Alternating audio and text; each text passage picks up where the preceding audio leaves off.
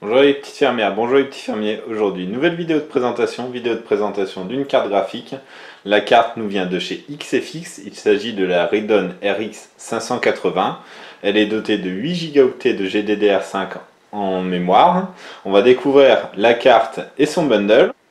Voici donc la carte et son bundle. En termes de bundle, on retrouve les drivers sur DVD, deux adaptateurs, un 6 pins et un 8 pins pour alimenter la carte graphique qui a besoin d'un connecteur 6 pins et d'un connecteur 8 pins pour fonctionner. On découvre une carte très sobre avec un carénage noir en plastique. La particularité de cette dernière, c'est que les ventilateurs sont amovibles. Là, ils sont en version rouge. Il existe des versions bleues et des versions blanches. Et en termes de nettoyage, c'est assez pratique parce que vous pouvez nettoyer totalement les pales des ventilateurs très facilement et les ailettes en aluminium derrière lorsque la poussière s'y dépose. Sur la tranche supérieure, on découvre le logo XFX qui sera rétroéclairé en rouge lorsque la carte fonctionne. On voit le connecteur 6 pins, le connecteur 8 pins. En termes de finition, c'est plutôt propre. On voit les ailettes en aluminium derrière. À l'arrière de la carte, on découvre une backplate qui recouvre l'intégralité du PCB.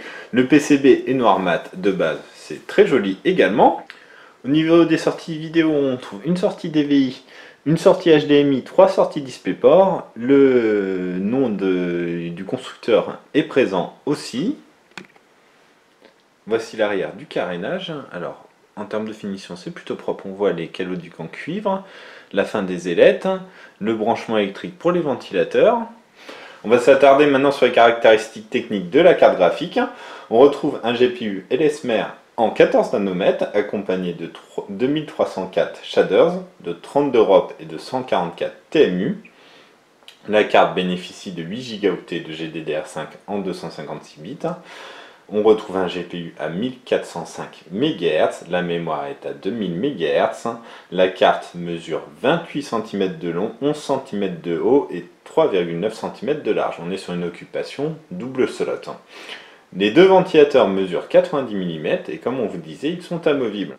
Effectivement, les ventilateurs sont amovibles, on peut les changer. Alors, juste les changer s'il y a une panne, les enlever pour le nettoyage, mais on peut aussi les changer pour customiser sa carte graphique. De base, la carte était livrée avec des ventilateurs en version rouge. Il existe une version blanche, une version bleue.